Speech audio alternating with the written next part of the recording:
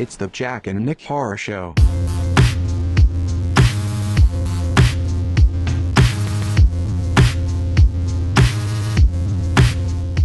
Nick, we're not doing a mini episode tonight. No, we're doing a full, long-ass sit-down-and-talk episode tonight. What are we going to talk about tonight? Movie first. A movie first. Movie of the week, which is Hereditary. Hereditary, which a lot of people have been talking about. And I think it's finally on VOD, which is why we can talk about it now, and Blu-ray and all that. Because I had seen it when it was in theaters. Jack just got to it. Also, we're going to have a long catch-up session where we talk about all the fun stuff we've been seeing. So that's our episode. Or stick around. Yeah. Hang on. Wait. Let's talk about what we did for your birthday. Oh, yeah. Well, we didn't have a birthday party, if that's what you're thinking. It's not. It wasn't like party hats and shit. Yeah, it wasn't party hats. No, so Nick had come over to... This is the first time we hung out in, what, 3 years? 2 years. 2 years? So we live too far away, and we have two complex lives. Yes. To get our shit together.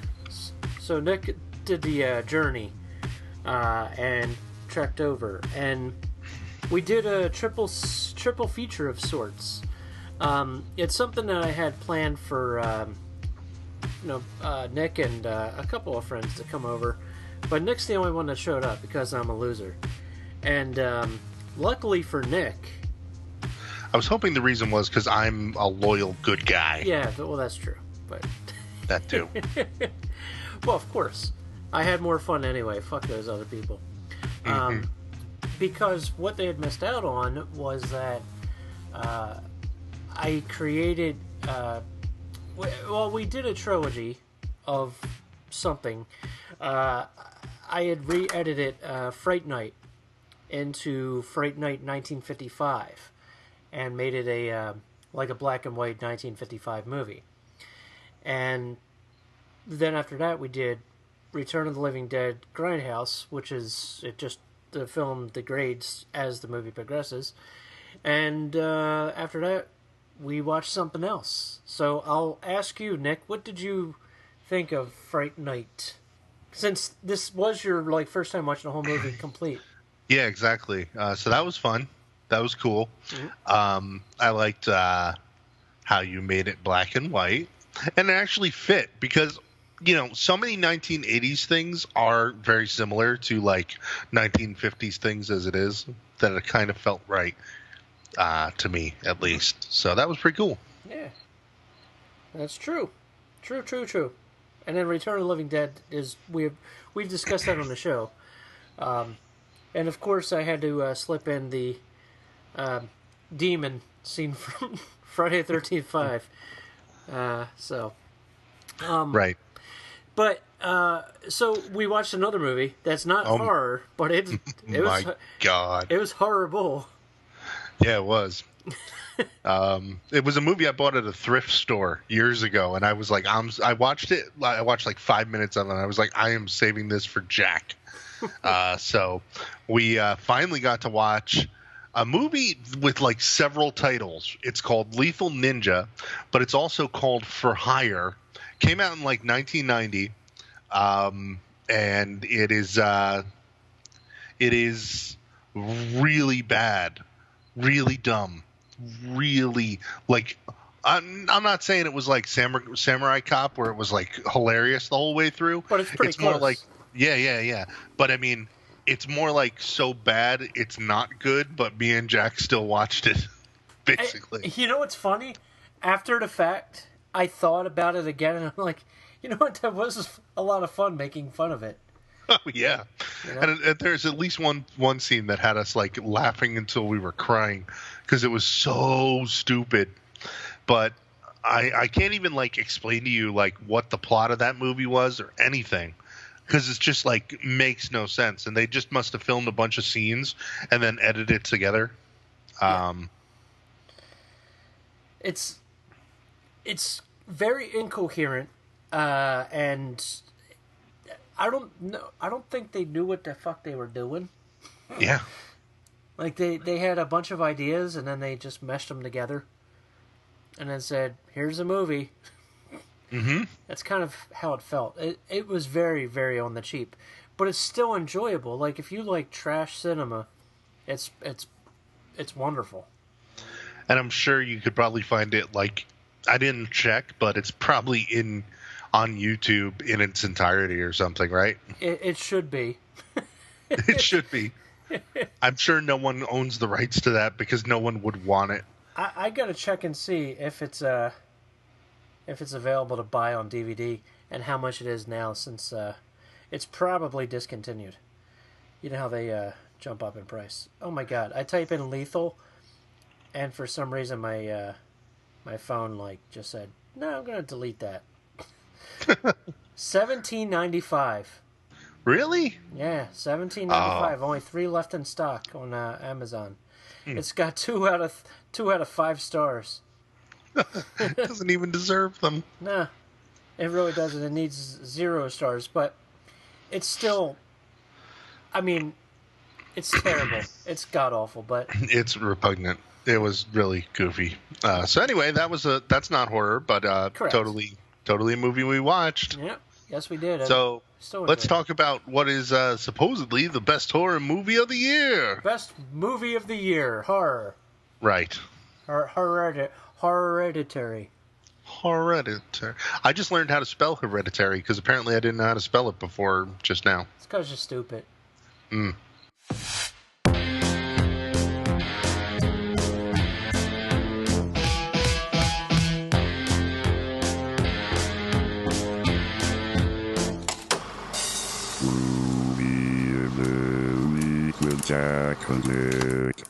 Hereditary 2018. I say that because there will probably be a Hereditary 2038.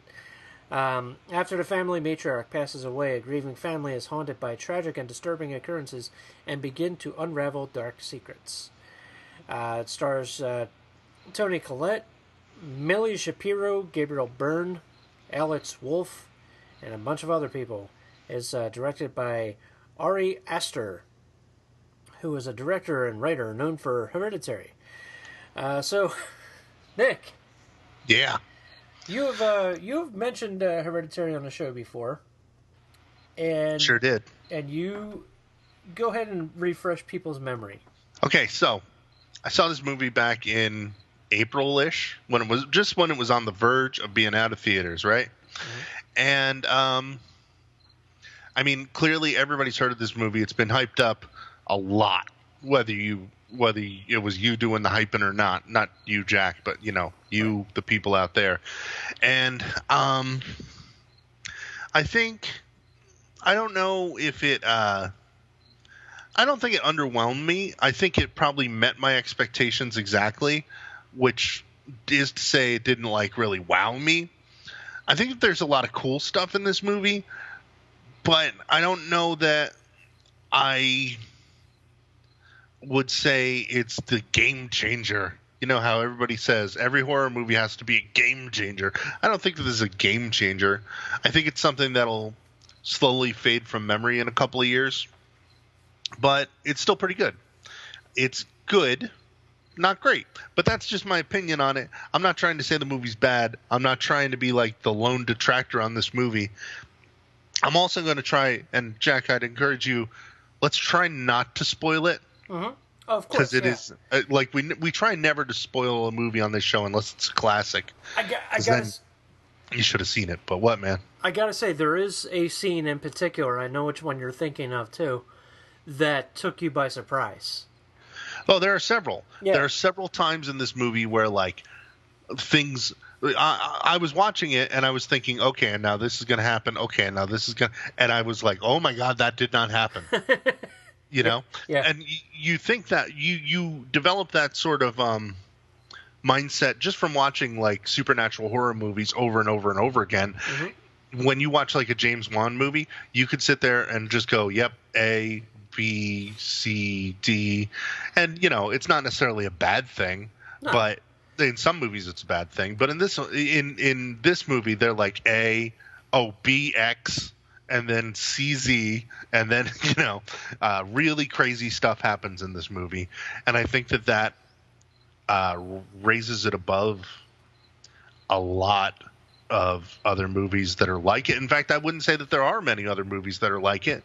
One movie that it absolutely reminds me of, which may surprise you based on the trailers, I would say the movie from 2011 that Jack might remember. I think he will. Kill List. You remember Kill List? Yeah.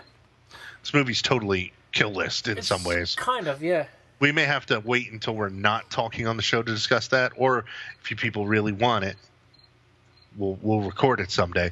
But this movie's got a lot of similarities to Kill List, and not a lot of similarities to it, but I think I almost felt like it could have happened in the same weird universe as Kill List, which I can explain my theories on. But I mean, to do that would completely spoil the movie. So see this movie, think of Kill List while you watch it.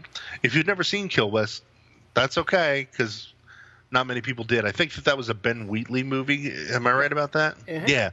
And like Kill List is pretty much hit or miss for most people, so I can't really recommend it, especially because I don't even know where you'd find it these days, what streaming service.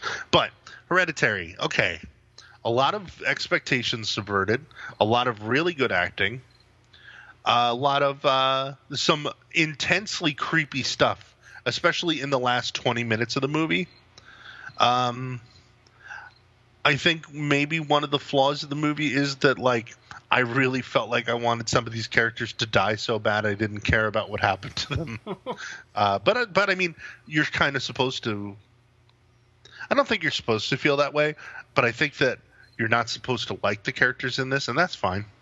But yeah, I don't know. I mean, overall good, not great in my eyes. Jack, do you feel differently? Do you really love it? I'm gonna bet you really love it. Well, I'll tell you this. There's one thing that bothers me about the movie. Yeah? And that's the runtime. It's too long. If it were an hour and a half, I'd love it. But guess what? It's not an hour and a half. It's over 2 hours. It's like 2 hours and 17 minutes or something like that. Totally agree with you. I totally agree. It wasn't one of my critiques, because I feel like the movie meanders when it starts focusing on the other characters other than the main character's Toni Collette. And we haven't even really described the story of it very much. But we're talking more of the aesthetics, and we'll talk about a little bit about the story as we go here. But you can't say too much without ruining the movie. Right. But it's one of those, quote unquote, we hear ad nauseum, slow burns. And that's fine. I was still entertained throughout the movie. It's not, like you said, I enjoyed it. I thought it was really well made. Mm-hmm. Some of the shot choices are beautiful. Acting is some of the best acting I've seen in a horror movie in a long time. Mm-hmm. Thanks to Toni Collette. Yeah. It's the thing about not the movie. Not that she did it for me. It's really cool. I like the symbolism, the setup, everything. Like it really fits and works because it's a good, solid horror movie. What I think happens is when a movie like this breaks into sort of mainstream, the people that are used to watching just regular horror movies like The Conjuring or whatever, and they see something like this that has some surreal, disturbing images or moments in it, that's what messes them up, and they're the ones that overhype it. And, the critics especially, that are like, they either don't go see horror movies and say they do and just give them Fs or whatever, 1 star, just so they can put it in the paper. Right. But then when they see a movie like this that has, like, some pretty disturbing images, they go, it's the best, most disturbing horror movie you'll see in ages. It's superb. It's wonderful. The problem is with yourself and myself, at least, is you sit down to watch a movie like this and you want to be wowed. And I was entertained, and I enjoyed it. But it's very hard to wow somebody that watches a lot of horror movies. And a lot of movies like this one that have been done before, it are kind of you're like, okay, I've seen this before, right? Dude, absolutely. Especially in the first. All right. Let's talk about the movie a little, and I'll tell you the stuff that I've seen before. Because the movie starts off. Toni Collette's mother, her character's mother dies, and she has a rough time with it because she didn't really get along with her mother, and she's almost not sad to see that she's dead, right? Right. She also has two complete misfit children in completely different ways. The older son is a teenager who is into partying and drinking, and he's just a douchebag rich kid who gets away with stuff, sort of, right? And then the younger sister is probably like 10 and is she's mentally ill in ways that the movie never really clarifies, and like weird stuff happens with this character and we don't really understand why. The mother starts going to a support group and ends up befriending someone who's into the occult and trying to contact the dead and all that, and then vaguely supernatural stuff starts happening, and then overtly supernatural stuff starts happening. But the vaguely supernatural stuff in this movie is like completely stuff you've seen in every other movie. Right. And until the movie like starts ramping up towards the end, Hereditary really gets going in the last like 15 minutes. It just starts giving you shit that is insane. Right. And that it's a great really payoff. Great. I really enjoyed the payoff. It is worth the wait. I'll give it that. And I'm not like you. I'm not saying it's a bad movie. I really enjoyed it. I purchased it on iTunes because it was $15, and it still has a bunch of features and stuff on it too. But it's just it's one of those things that is it a movie that I'm going to rewatch multiple times, maybe, but it's like it's over 2 hours. That's the problem. And it doesn't. It's not a movie that needs to be. No, that's it's weird. A lot of movies are very long-winded when they don't need to be, because I have a feeling that they don't know how to edit anymore. There are some movies that are great movies, and they're great movies because they were edited down. Like off the top of my head, not horror, Terminator 2. Like the long version of that, it's good.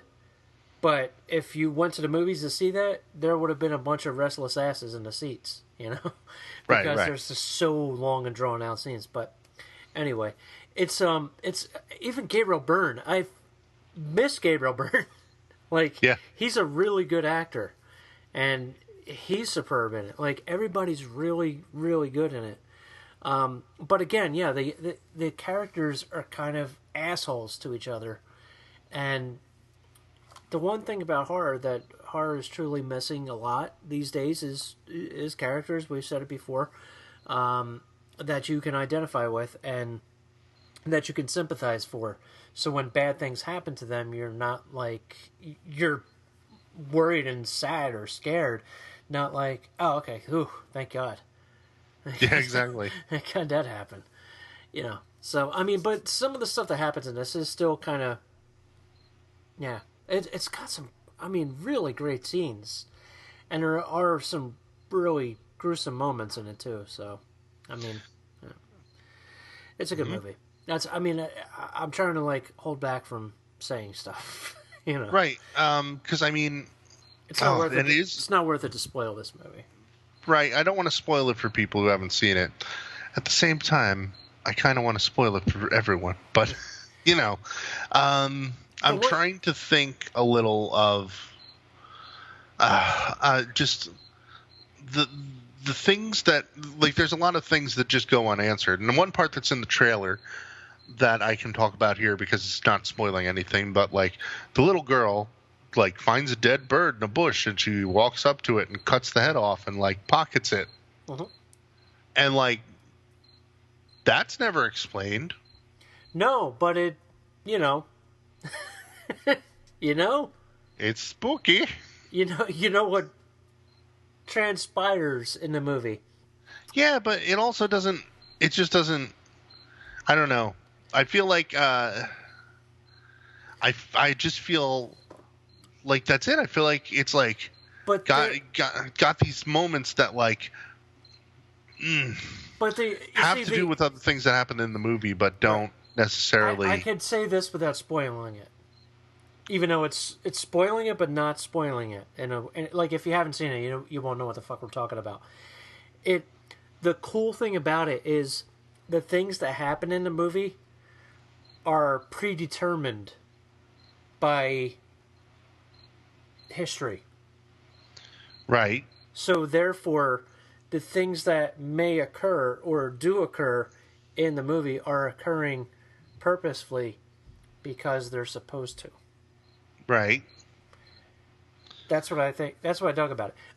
One other thing too, the trailer. I'm glad you mentioned that. When you see the trailer for the movie, it won't spoil the movie. No, it doesn't spoil the movie at all, which is nice. I mean, it spoils some of the scenes. You're like, oh, this is the scene where the one kid is going to have a freak out because they have a freak out in the trailer. Yeah. So I know this. But it's not like the end of the movie is not in this trailer, which happens so often in horror. Yep. And I mean, it's because the end of the movie, if you went into this movie, we used to have someone that we used to podcast with who every movie he'd be like, I saw the end of that movie coming. And we'd be like, no, you didn't. Yeah. You literally could not. He would have said he had seen the end of this movie coming. And there is no way anyone could ever see the end of this movie coming.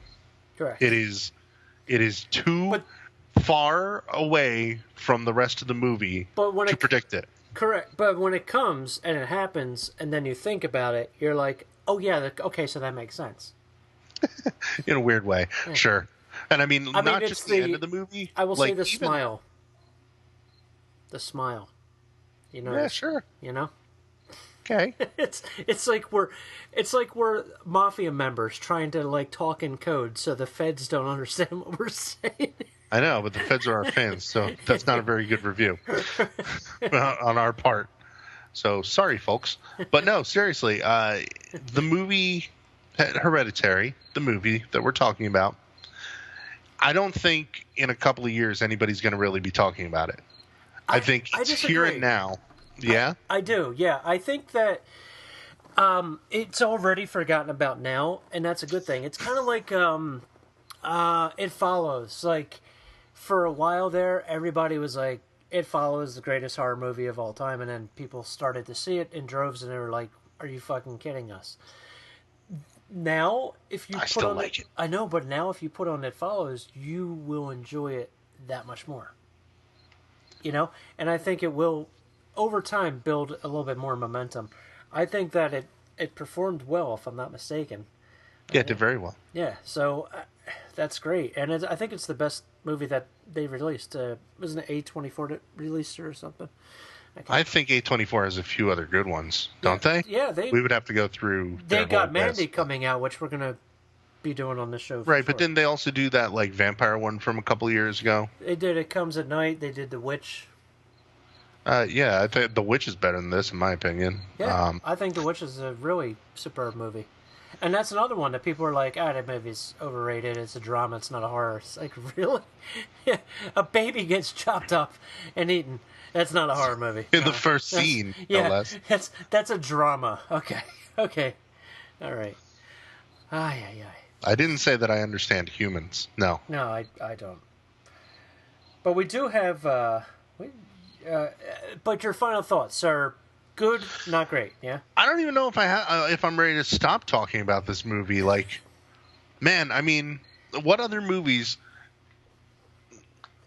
Like, it's so hard to compare it because it's like, yes, it does start off as your regular supernatural weird stuff is going on movie like The Conjuring or something. Mm-hmm. And then it takes so many hard turns that it ends up someplace completely different than the beginning of the movie.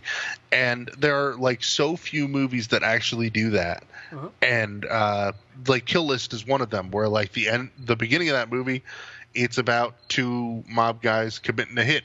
And the end of that movie is about what, Mm-hmm. And like this movie is one of those movies, and it's hard for me to even stop it's hard for me to even quantify like what I think about it, other than all that I've kind of said. All right, I mean, like, yeah, like the characters in it, we went through that.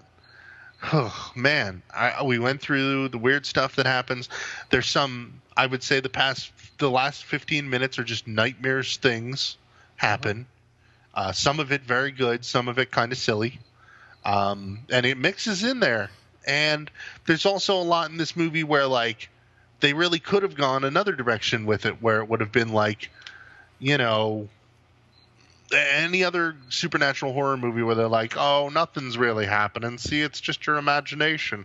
And I thought, and there were times like that where Gabriel Byrne was not trusting Toni Collette even after the weird stuff had started. And I was like, come on, we can't do that in this movie. And then by like the next scene, it would be insanity again, you know? So lots of insanity. I think that they could have made this, and it was all in Toni Collette's head all along, her supernatural problems, and they didn't, which is nice. And I just I think it's worth checking out. Some people are gonna absolutely love it. I didn't absolutely love it, but I enjoyed it. So I would say that's about where I might have enjoyed it a little bit more than you, but not like, you know, it's the be all end all fucking horror movie of the year. Right. I don't think you actually enjoyed it that much more than me. I think we're almost on par on this, which possible, once again, very surprising to me. I thought you were going to really like it because you really like Kill List. You know what's funny though? I can't remember the name, and it's going to make me sound like a horse's ass, which I normally do anyway. There was another movie that was like Kill List, and I have the Blu-ray of it, and I absolutely loved it. And of course I can't remember the name of it because it's one of those very, very indie movies. But it's like Kill List, where two guys go to kill somebody, and it ends, like, as it progresses, it turns into a David Cronenberg movie. Right. Like, and the end of it is just fucking Do you know what's weird is I feel like I saw it too, but I have no idea like what it was. I can't remember the goddamn name of it. It's currently driving my brain crazy. No, there was a movie like that. Like, okay, please write in, people. No, I'll find. After we record, I'm like, that's the one. Or when we're talking about when we do the catch up thing, that's where I'll be like, oh yeah, that's it. Do you know what it is? Is like, okay, we've been podcasting since 2011 now, and like we've seen so many movies that we completely forgot. You know, even good ones, where we just can't even remember. And like we've been watching movies on our own time, in addition to these, like literally, probably, I would say we've probably watched between 800 or so movies. Well, let's say around probably like 800 movies that we've actually recorded about, right? Maybe less, maybe more. I don't know. I don't know. No, probably. All right, probably. Either way, we watched hundreds of movies, and it's hard to remember every single one. So it's very weird, and it's a very weird sensation of forgetting these movies that you know what you're talking about, but you can't remember it anymore. You know, when my brain does remember this movie that I'm mentioning, what we should do is cover it on the show because nobody's covered it. Yeah, right. And because I mean, it really does deserve credit, and that's why I think it does, because I fucking loved it, and my brain is like, well, you can't remember the name of it because I'm an asshole. I'm an asshole brain. And we filled that up with something else. Yeah. You know what type of dinosaur that one is, but you know. It's like all I keep the way my mind is thinking is, it's like I get and it's not Bone Tomahawk, but I get like the Bone Tomahawk name and then the Human Stain mixed up, and it's something close to that. But neither one of his, man, I really, man, I gotta figure this out before we finish the show tonight, because I'm gonna be sleepy, or I'm not gonna be sleeping. I'm gonna be up all night going, what is that movie? Do you want to call this movie Hereditary a gut punch movie? At times, like there is one scene in particular that I was like, "Are you really?" Right. Really? Yep. Far out. Cool. I'm on board. And then it kept going. Mm-hmm. Not going to So mention anyway. the name. Anyway, yes. That's actually our opinion of Hereditary is good, not super great. Don't believe the hype. This was also our opinion of A Quiet Place last week or last episode, two Last full episodes ago. episode. Last full episode. Yeah. Right. Well, it's definitely not last week. I wouldn't call this movie overrated necessarily, as everybody calls every movie that comes out overrated. But overhyped, maybe. Overhyped, yeah. But like, I think it was just overhyped by not you listeners and us, podcast idiots. I think it was overhyped by a totally different crowd that's not used to this movie. Right. I mean, we've talked about it before. It's that kind of social media thing where people discover a movie and they see it at these festivals and they're like very hyped up and excited. And they're like, guys, you won't believe what I saw before everyone else. You got to see this movie. And then, they get everybody all hyped up and everybody sees the movie. And then the friends who see it have to act like they understood it on the level that the people who were so excited saw. So then they keep doing it and it keeps continuing. And then you'll hear voices of people who are like, maybe it wasn't that great. And then they kill those people. I could see the poster of this movie too. And it's the like other movie. The hitman, and like one side of his face is a skull, and the other side of the face is a human. No clue. It's so good. It's and I probably saw it. Good. Whatever the fuck it is. It's so good. Let's talk about the other 84 movies we've seen. It's incredible. It's really like it, and I can't remember it because I'm a fucking idiot. Let's see if there's movies I can remember when we do the catch up. All right, here we go.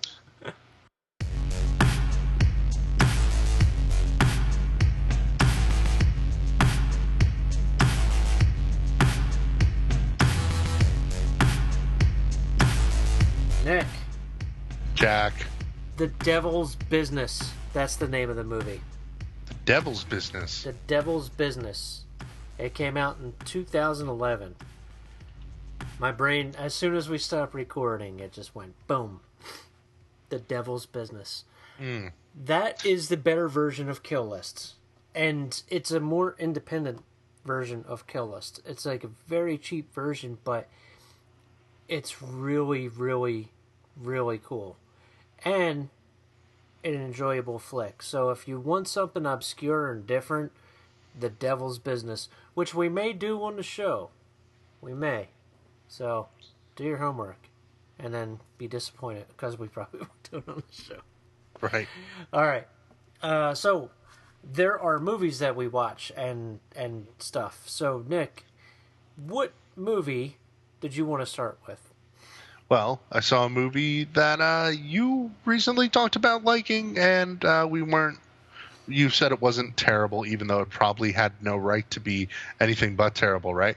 So, the movie Wish Upon, which came out last year, which is about a girl gets a box from her dad, and she makes wishes on it, and then the wishes come true and are terrible, and some people end up dying because of the wishes, and all this terrible stuff is set in motion because of it. It's a PG-13 dumb teen movie, and it was kind of good. It was pretty good, actually. I enjoyed it. I wouldn't say it was great. It reminded me a little of the movie like Oculus, where that's another haunted item movie.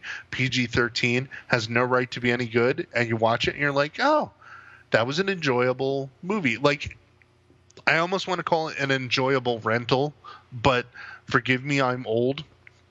There are no rental stores anymore. But if there was a Blockbuster Video, this would be a movie that you'd rent and feel good about. You wouldn't want to love it forever, but to watch it once is pretty good. Well, yeah, you would, but I would, dude. I really, really enjoyed it. It's like it's like a Final Destination movie. Yeah, exactly. Except the PG-13 version. Right, like Diet Final Destination, but definitely something that I could see younger people getting into, and it was really clever, and just That's it. So I would recommend that. I think it's on Amazon Prime and Netflix right now. It's on one of those. It's on So you Prime. can I know probably, that for sure. yeah. Well, then you can watch it. You can watch it if you stream in those ways, kids. You know what I suggest not watching? What's that? Friend Request. Friend request. Oh wait, is that the? Which one is that? That's the. I know it's on Netflix. Yeah. Yeah, it's on Netflix. I downloaded it on Netflix and then watched it, and I heard the same after I saw Wish Upon, because it happens to everybody. You watch something and you're like, I want to see more shit like that I want to be surprised about that might actually be good. And Friend Request is one of those movies that people are like, this movie's actually good. It's not. It really isn't. Friend Request is a movie where three girls are just in a clique together in college, and one of them is like in love with this fucking dude, and she has the dorky friend that is friends with her, but the boyfriend doesn't like her or whatever. And then there's like this goth girl who is just, staring at her one day, and then all of a sudden they become friends. She's nice to her, so she accepts her friend request on quote unquote Facebook, and then she doesn't get invited to this girl's birthday party, and she sees all the posts on Facebook, with her and all her friends having a good time at the birthday party. So she gets mad because the girl says that she wasn't having a birthday party. That's her excuse to her. She gets mad, kills herself, and then her spirit gets into her profile and starts killing off her friends. Now, it almost sounds a little like Unfriended. No, the first Unfriended is so much better. Right. I mean, obviously a different premise, but a same setup almost. Yeah, it's. Oh man. Okay, so I'll give you a key scene, and it's when, and it's the movie takes itself extremely serious. That's one of my issues with it, and the main character's name is Laura. The reason I know this is because her boyfriend screams her name, Laura. It's Laura, over and over again. Okay, so when somebody dies in a horror movie, a lot of horror movies do this, and it is an annoying trope. They just die, and people are like, "Oh, okay, they're dead. No big deal." Right.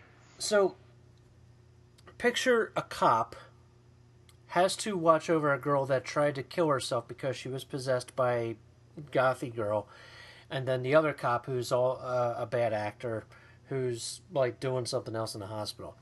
The girl gets up, grabs the cop's gun because he's talking to his wife on the phone, points a gun at him. He's on the ground cowering, going, "No, don't shoot me," and then she blows her brains out all over the window.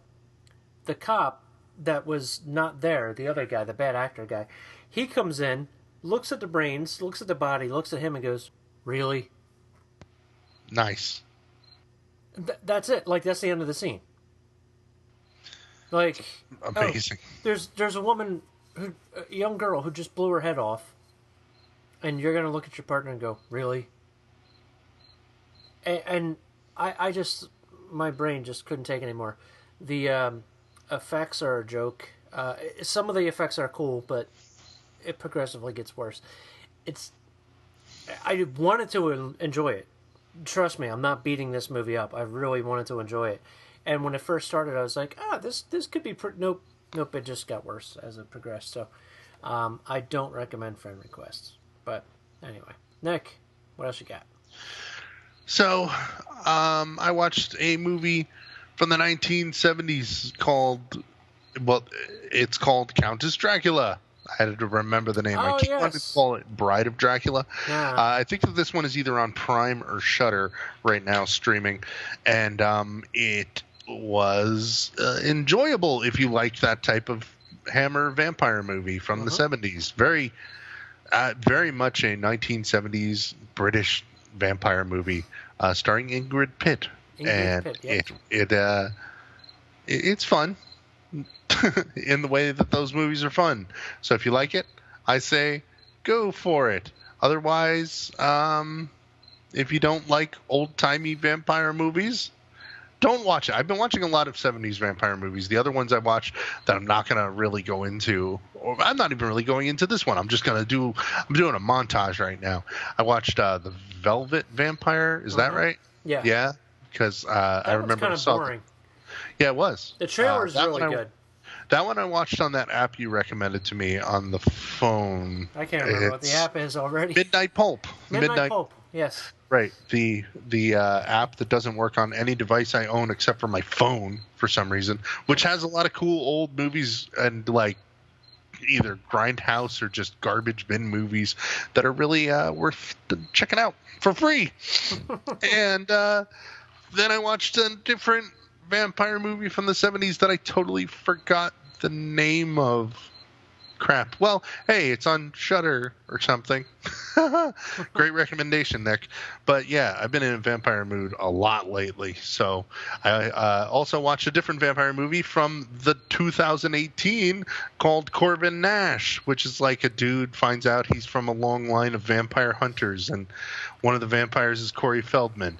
And I wish I could tell you more about this movie, except for some reason the video of it on Netflix is like broken. You can only watch it to about like 45 minutes in, and then it stops. And I've tried it multiple times on multiple devices, and it all stops right around that point. I didn't Google to see if anyone else is having this problem with this one single movie, but I didn't care that much. I'm the type of person who can watch like any fucking vampire movie. So it's almost hard for me to tell other people like recommend a vampire movie to somebody else, because I could just watch any vampire movie. Even if it's terrible, I'll just watch it. You know what I mean? So I don't think anyone would really like that one, Corbin Nash. I even have trouble recommending Countess Dracula, because it's don't have. It's like Dude, a niche. It's good. I don't know. I think it's for like niche fans of like that type of medieval vampire, gothic vampire movie. Have you ever seen Count Yorga? No. Nick. You would probably, I will say probably, because you know what happens with you when you say, "Oh, this is your movie," and then I'm like, "It sucked." You would probably really like it. Count Yorga is like if Quentin Tarantino made a vampire movie. Mm-hmm. The first one. The second one is more. The second one's a lot of fun too. It even has Craig T. Nelson in it. And I say that because Craig T. Nelson is a really good actor, and it's just fun to see him playing a cop. It's fun. But the first Count Yorga, Django, when they're all at the table and they're talking with DiCaprio and he does the skull thing and all that, it kind of has that kind of vibe to it, like the second half of it, where everybody knows something about somebody and they're trying to prove something, and it all explodes as it progresses. It's a really cool flick. And if they were Count Yorga was supposed to be like an X-rated vampire movie, but they changed their mind while they were making it, and they're like, "Yeah, we're doing a good job. We'll turn this into a real vampire movie. Why not?" Nice. So yeah, I watched a bunch of vampire movies. Tell us about something you watched that was not vampire related. And I'm not trying to be Debbie Downer. I have some good stuff here too, but I have another bad one. Okay. So there's a movie that's on Prime, and it's called Funland. And the description, I'll give you the description first, and I'll tell you about who's in it and who made it. When a mob family takes over an amusement park after the owner dies under mysterious circumstances, the recently fired clown mascot seeks vengeance for the loss of his job. Sounds cool, right? You're Okay. like, okay, a clown. Yeah, exactly. It's like I'm gonna already start- cut off. Right. Clown movie, killer No, clown no, movies. yeah. But this is early. This is like 1987 clown. Like it's Okay. not like it's trendy, you know. This yeah. is one that I've had in the back of my head for a while, and then I was like, oh yeah, shit, it's on Prime. I should watch it. So the clown is played by David Lander, who is Squiggy, and it also has Bruce Smaller in it from Friday 4 and Police Academy movies. He was Fackler. Sorry, Fackler. Also has Jan Hooks in it. And I'm like, okay, guess who's the director? Michael A. Simpson, who directed Sleepaway Camp 2 and 3. And I'm like, sold. Sold. I am sold. And boy, did I take the terrible bait. Really? Dude, it is not a horror movie at all. It's the poster insinuates it's a horror movie. It's not. It's not a horror movie. It's almost like watching a Roger Corman movie if Roger Corman didn't know what the fuck he was doing. Like, it doesn't know if it wants to be a teen comedy, a mafia movie, a movie about a clown who's depressed and crazy, who's also like Mr. Garrison, a movie about an amusement park, a comedy, a drama, a psychological thriller, action, or it just doesn't know what it wants to be, and it just cobbles scenes together that are incoherent to the rest of the movie. It starts off like, oh, okay, this is going to be a fun, like, Roger Corman romp movie. No, it just gets worse and worse and worse. It kind of has the Rock and Roll High School kind of feel in the beginning, and I'm like, all right, I'm on board. Okay, so, like, the clown's going to get fired soon. No, the clown doesn't get fired until, like, 20 minutes left of the movie, of, like, an hour and 40-minute movie. It's bad. Don't watch it. Another one. Avoid. And if you want to watch it, go ahead. It's not a horror movie, though. So, I'm not going to talk about it, because it's a horror show. Nick? So, yeah, I won't watch that killer clown movie, as killer clowns are the opposite for me of vampires, where you have to be a very good killer clown movie for me to like you. I think 3 out of the many I've seen. Anyway, another movie I've seen. You want to hear one that I did enjoy or one that I didn't enjoy? Let's continue with the hate train, and then we can end with the happiness. Okay, I'll give you in order. The next 3 are going to be 3 that go from awful, terrible shit to really good. Okay. So, the bottom one, that may be my bottom one for the year. It is so fucking bad.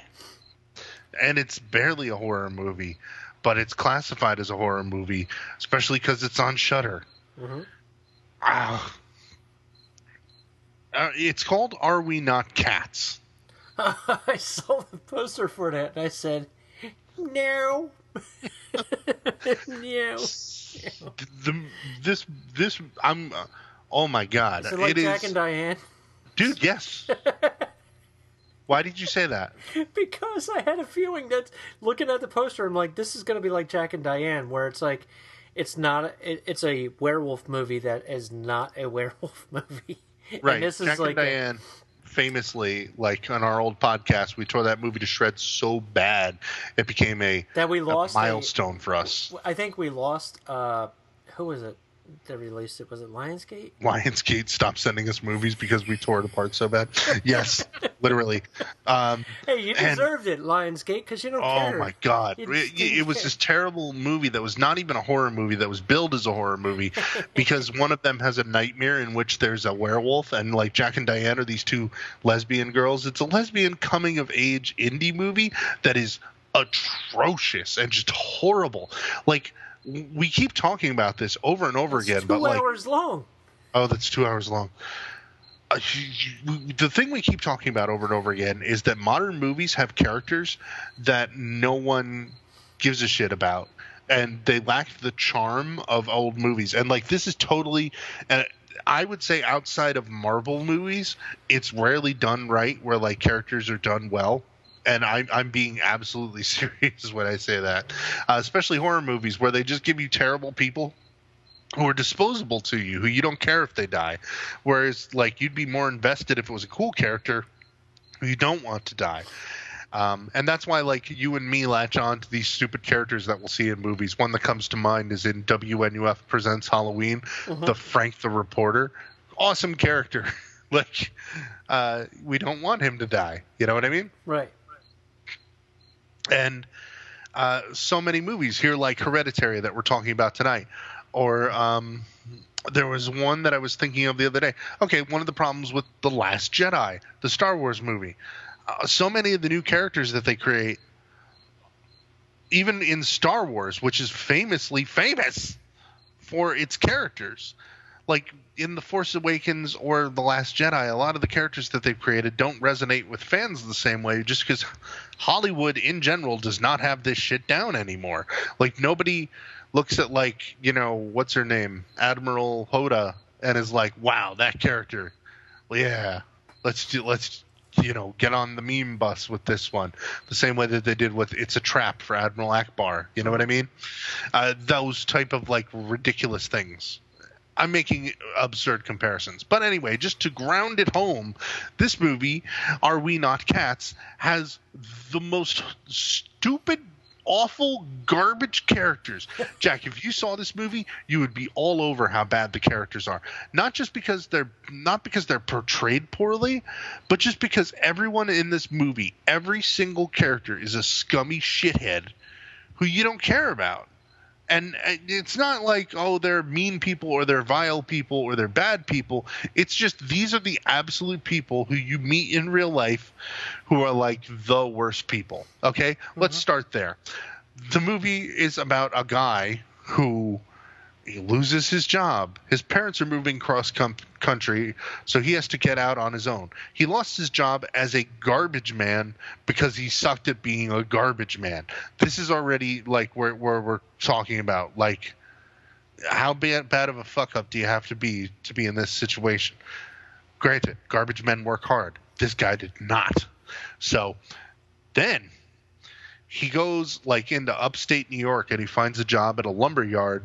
Just by happenstance, goes to some party along the way, and like, just his whole life is fucked up. He's living out of a moving van. He's a piece of garbage who never accomplished anything in his whole life, and that's what the movie is constantly telling you. He also likes to eat his own hair, which is a real disorder. That there are people who pluck their hair and eat it. I'm almost gagging because of some of the things that this movie presents us with, and also the idea of people eating their own hair. It's fucking disgusting. But I also feel like this movie doesn't treat like the disorder in a way. I don't think that it's a disorder that you need to make a movie about, number one.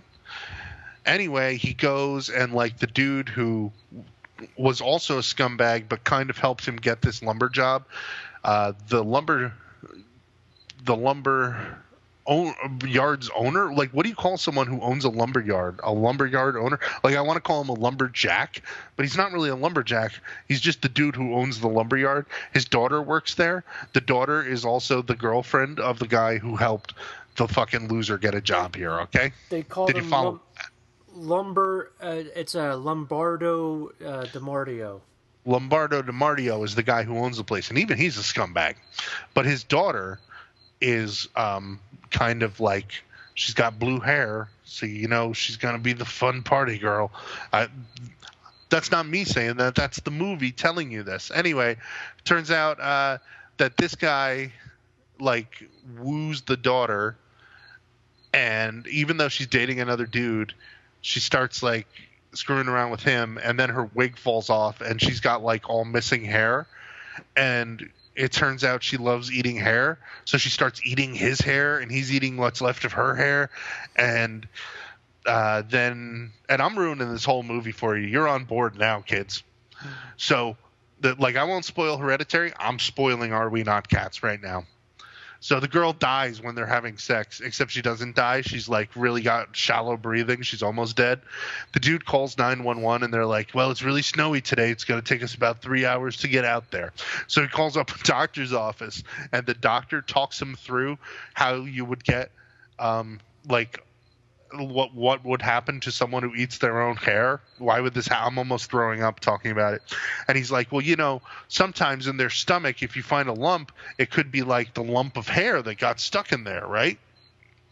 And the dude hangs up with the doctor and he goes over to the girl, cuts open her stomach, and pulls out the rancid hair sack.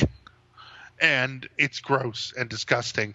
And then he sews her back up, and he's walking down the road, but he gets hit by a car, and then he ends up in the hospital, the same hospital the girl ends up in, and the doctor wakes him up and is like, why did you cut her open when I told you about how to operate on this? You didn't have to do that. The ambulance would have made it there in time. And he's like, I don't know, I guess I'm just kind of dumb. And then he ends up with the girl and the movie ends. Totally just got a round of Blast and Battlefront 2 done. Oh my god, dude! It was gross. If you want to watch a movie about two kids eating each other's hair, this is your movie. It makes me wonder, when they wrote and directed this movie, what made them go, this right here, they're holding it and they're hit it with the back of their hand. They're like, this right here, this is the script that I'm going to hang my hat on as a business card. We'll call it a horror movie, even though all we're really doing is exploiting a rare disorder. Oh, it's so gross. And it's not even gross in a gross out way. It's gross in a, you're exploiting people. It's a gross disorder. We don't actually need it on screen. There's no reason to make a story out of this. These characters are all awful, and they actually deserve to die, and there's not enough people dying in this movie. What do you want from me? I can't like your movie. It was so awful. It's just I imagine that there are actually awful people that live this way, but what kind of a douche sits there and writes a script about it and is like, this is what my horror movie is going to be about?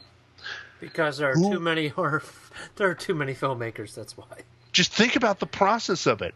This movie had to get shown at festivals. Yeah. People had to respond appropriately to it. Someone at Shudder who purchases films was like, yes, we're going to buy the rights to this one to air it on Shudder. And it went through this whole process, and no one realized how stupid and terrible this movie is. And it's not poorly shot. I'm not saying it's poorly made. I'm saying it's stupid, and no one wants to see it. But there it is, and I watched it. Are We Not Cats? Are we not men? Oh, my God. We are a Devo. That's what I think of when I hear that. Oh, really? I think of, Are We Human or Are We Dancers? So what's the good one?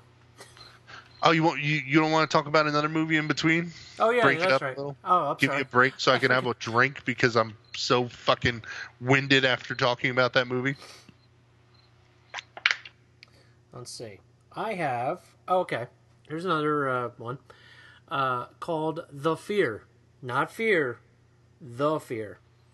Okay. The Fear is about a guy who grows up with weird parents, and they have this wooden dude, like Pinocchio almost. And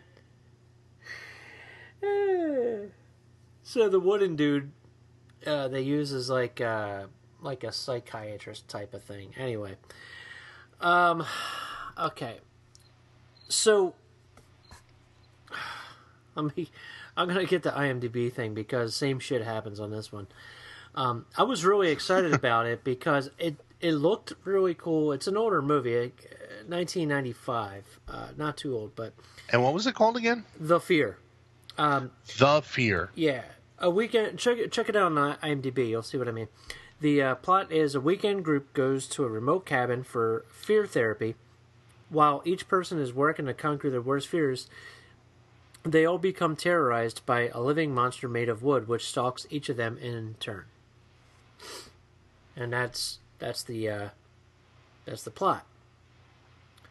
You would think that's the plot, But it's not? but it's not really the plot. I mean, it is, but it's not. And it's another one that the DVD is atrocious, where the movie is not the full movie. And they cut out all the blood. And Really? yeah, it's like For watching... the DVD? On the DVD, yeah. It's an hour and 38 minutes, too. It's another one that's long for the type. And they cut out all the good stuff. So, it's not good. That's all I'm going to say. I'm Yeah. not going to bore you with it. Looking at the box, I actually remember seeing the box a lot. And it looks really cool. Like, and the wooden dude is cool. That's the best part of the movie, but it's just like, ugh. Characters you don't care about, same shit. And it's like, oh, here's a twist you didn't see coming, So, not good. Nick, That's it? All right. that's it. That's all I'm going to say. I watched the movie Unsane, which came out earlier this year. I wanted to see that one. Yeah, Steven Soderbergh made a movie filmed entirely on like iPhones and iPads, I think. Right. Something like that, right? Yeah, and it stars Claire Foy, who apparently played the Queen in some other movie. I don't really know what. But yeah, it is about Claire Foy is a young woman. She's kind of a yuppie, and she ends up in accidentally committing herself to a mental institution, which seems, in fact, is somewhat possible in some states, depending on what you accidentally say to your counselors and stuff. So be careful of that. Know your rights. Don't end up in a situation like that. And this is a place where privatization has kind of ruined the healthcare industry, in this case, the mental health care industry. And she ends up getting stuck in there, and then she keeps seeing her stalker in there as a worker, and you can't tell if it's just something she's dreaming up or if it's something that's really happening, right? Mm-hmm. And it was good. It wasn't terrible. And what's it?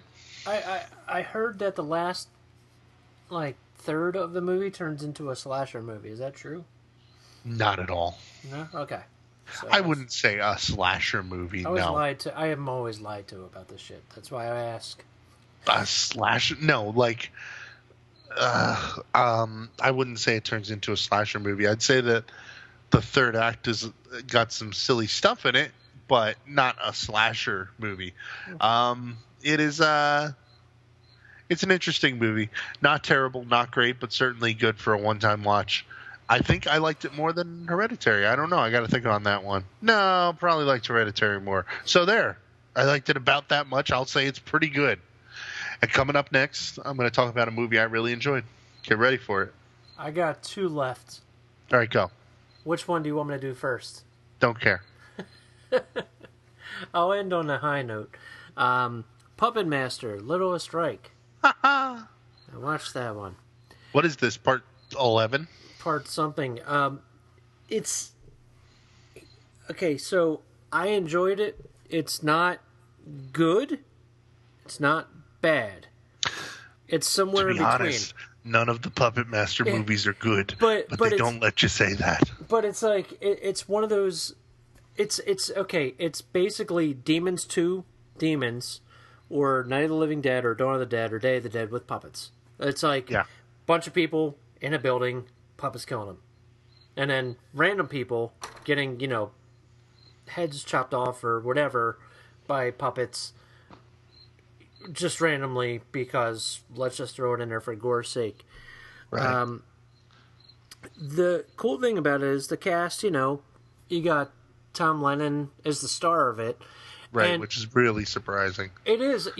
I really, really like Tom Lennon. But you know something? He can... He's the straight... the straight main character. Like the straight man. Oh. And it just feels off. It almost feels like... The if this movie were made years ago and Tom Lennon was young and just starting out, then it would make sense. You'd be like, oh yeah, that's okay. So it's like Paul Rudd in Halloween 6. Right. It would be like that. Right. For people who don't know who Thomas Lennon is, he was Lieutenant Dangle on Reno 911. Right, and he was on the state. Yeah, countless other movies. Like you'll see him and you'll be like, oh yeah, I know Tom. Right. He's in really The Dark awesome. Knight. Yeah, he's incredible. He's a really good actor, writer. He's great. Here, it just feels he feels lost, almost, like, or muffled, like, you want him to be Tom Lennon, but obviously, I know he's an actor, but he's just not. But the other guy that plays his friend was in Scott Pilgrim. He's the one that, at the party that got the glasses. Yeah. Yeah, that's that guy. But, like, it's got Barbara Crampton, Michael Pare, and stuff in it. And, it's an enjoyable piece of shit. It's the best way to describe it. It's not god-awful. It's got some cool effects. It is fun at times. It kind of takes itself too seriously. And it has one hell of a shitty ending. But, it's there. It exists. And it's actually I got it for 99 cents on Amazon Prime because Full Moon was selling all their movies for 99 cents. Right. I think I heard about that someplace. Yeah. I was like, well, for 99 cents you can't go wrong. Do they still have their network deal? They had a streaming service, didn't they? They did. Nobody cares. I know. But I'm just mentioning it in case one of our listeners is like, oh my God, all the Puppet Masters on streaming? I don't even know what it was called. Probably is that what one of our listeners sound like? the one listener. That's you. You know who you are. And they're probably like, oh my God. All right, talk about your other movie, and then I'll end on a highest note. Okay. The other one is Summer of '84. Which is directed by the people that made Turbo Kid. And I was not a big fan of Turbo Kid. And Summer of '84, I was kind of not excited for. I was just like kind of in the mood for the type of movie it is. It's kind of like Fright Night or Disturbia or Rear Window meets a slasher movie. But it's not really a slasher movie at all. Maybe a couple moments are, but not really. It's really cool. The premise of it is a group of kids, and you know what's funny? Did you see Turbo Kid, Nick? Yeah, I did. Okay. I thought it was all right. Yeah, it's that's what I mean. It's like, okay. It's the plot wise though, it was just like all over the place, and they're just like trying to be retro. And this one here starts off that way, where it's like the synth score is kind of overpowering throughout the movie. So if you're tired of that, don't watch this movie. But the cool thing about it is it starts off very like, nudge wink bullshit, with the, they're driving a family truckster and all this other shit. And I'm like, oh, God damn it. I just want a good movie. It turns into that. It turns into a movie that just takes place in 1984. And that's what's cool. That's what I liked about it, and that's what I want more of. Rather than, the overpowering synth score really is throughout the whole movie. It's kind of out of control. But it has an ending that is splitting people. Some people like it a lot. Some people hate it and think it's terrible. I like it a lot. I think it's cool and it's different. But it's an enjoyable movie. It's just, kids just think that their neighbor is killing and kidnapping kids. And is he or isn't he? You don't know. I'm not gonna tell you. It's good though. It's a cool flick. You just have to be in the mood for that. So if you're in the mood for it, cool, check it out. If not, watch something else. Watch Disturbia or Fright Night or Rear Window. All right. There you go. That's all cool. Mm-hmm. So the last movie I'm going to talk about is it's on Shudder streaming. Everything I'm watching is streaming these days because I stream I have 17 streaming networks. I have to use them, right? Right. So it's I really didn't. I heard about this movie once, but thought nothing of it, and then I saw it pop up in my my Shudder shit, and I was like, I'll watch that. It's called November, and it is a an insane horror fairy tale from Estonia that is based on Estonian lore and urban legends of this country that is still a country in Northern Europe. And it's all right, culturally they seem very much like if you mix Scandinavian countries with German culture, it's very much a mix of those things because they kind of ran through each other, in various wars and whatever happened back over there. I don't know the history of Estonia, but the movie is utterly nuts. It jumps from one type of lore to another and introduces things I've never heard of in horror or mythological lore that I thought was insane. Stuff it's got werewolves in it, but it's not like a werewolf movie, and the werewolf stuff happens in a way that is unlike werewolves in other movies. It's got a witch who lives in a little hut in the woods. It's got sometimes the devil shows up, and it's completely unlike any devil you have ever seen in the modern Western movies. There's all sorts of supernatural stuff that happens in this. It's almost like an anthology of horror fairy tales from one thing to the next. And I was so just blown away by it. I really enjoyed this movie.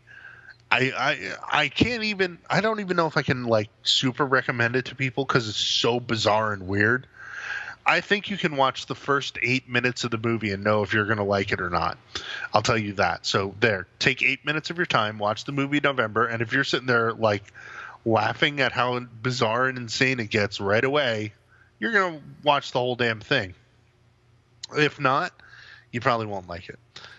Stuff that happens in the movie, and they keep talking about this Baron that lives up on the hill and stuff, and the Baron shows up at 40 minutes in, and he's played by Dieter Laser, who is the doctor in Human Centipede and the absolute madman warden of Human Centipede 3.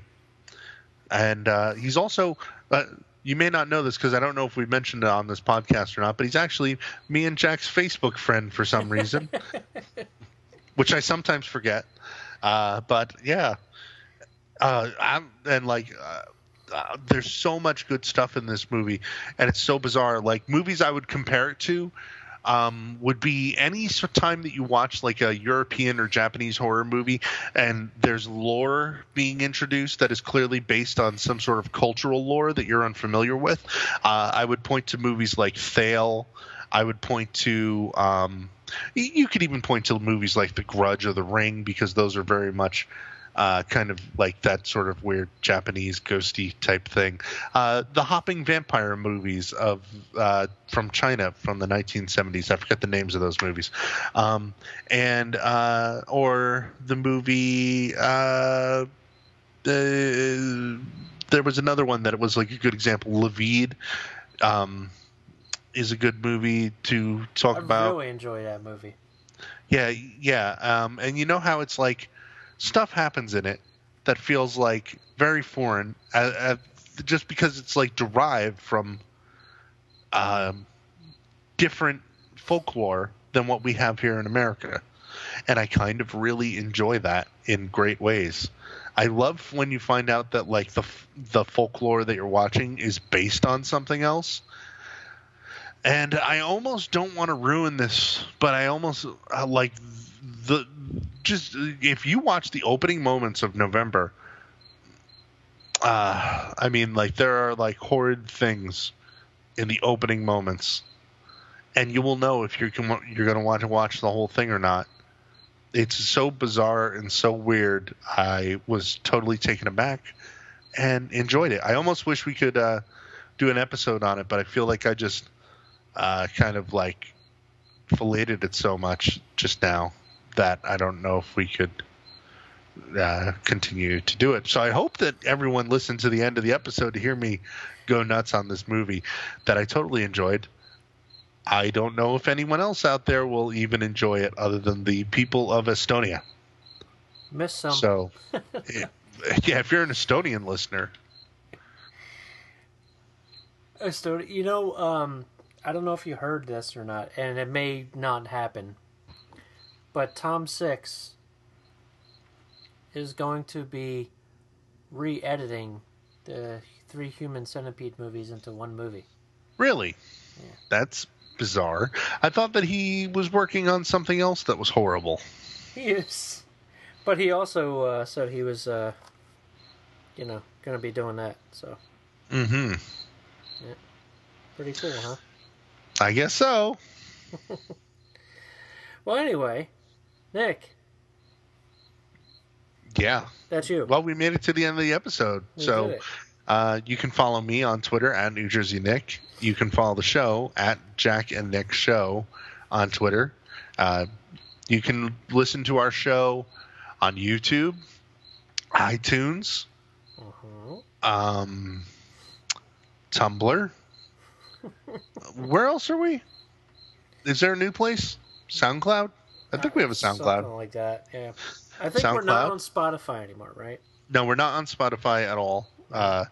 We might, maybe. I mean, maybe if we can figure out how to get on there.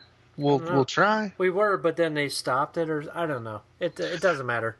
Our downloads are way up recently, though. So thank you if you've, shared a link to our show or something. Because all of a sudden we got a lot more people listening and a lot more downloads happening all over, with all of our episodes going back the past couple of years. So we really, really appreciate it.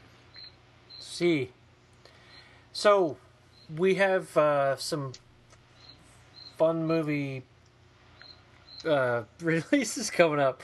One of which is going to be Mandy, which might be our next episode. Might not. I don't know. We'll see what happens. I cannot wait for that movie. That's going to be. I have a feeling it's going to be really cool. That's right. What is it?